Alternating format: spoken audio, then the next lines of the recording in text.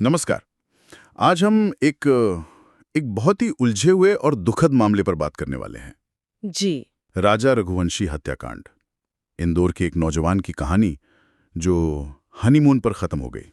हाँ, शिलोंग में ये घटना खुशियों से शुरू होकर एक भयानक मोड़ लेती है। हमारे पास जो खबरें हैं, हम कोशिश करेंगे कि पूरी तस्वीर समझ सकें। बिल्कुल। तो मामला शुरू होता है शादी से।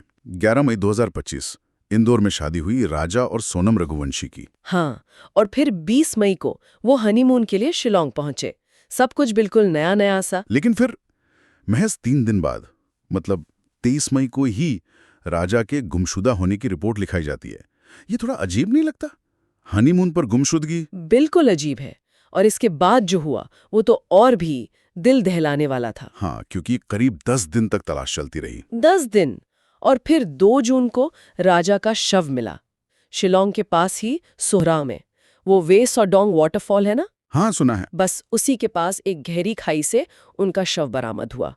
शुरू में शायद लगा होगा कि कोई हादसा है, हाँ, पहाड़ों में ऐसा हो सकता है, फिसल गया हो कोई। लेकिन जांच ने जो खुलासा किया वो किसी फिल्मी कहानी जैसा है, पर दुखद है कि सच है। क्या पता चला? पता चला कि ये हादसा नहीं था, ये हत्या थी। और साजिश रचने वाली कोई और नहीं बल्कि राजा की अपनी पत्नी सोनम। क्या? पत्नी ने, हाँ।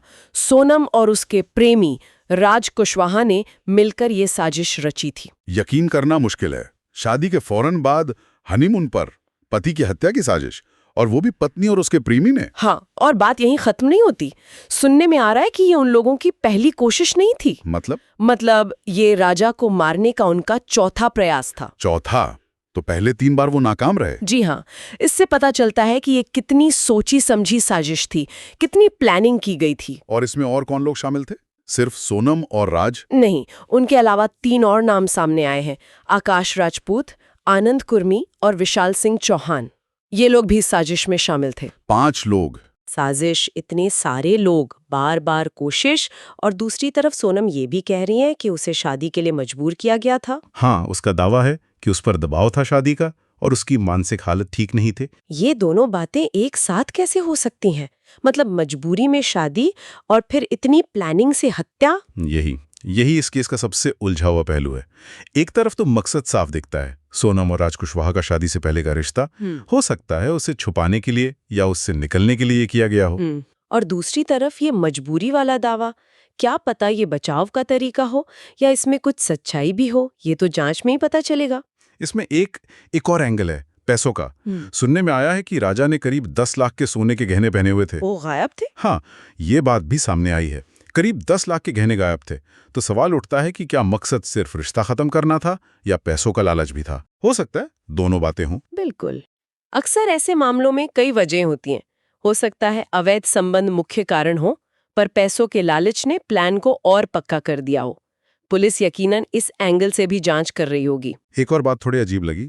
हत्या के कुछ घंटे बाद ही सोनम ने राजा के इंस्टाग्राम अकाउंट से एक बहुत इमोशनल पोस्ट किया था। हाँ, ये भी एक चौंकाने वाली बात है। ऐसा क्यों किया होगा? कह नहीं सकते।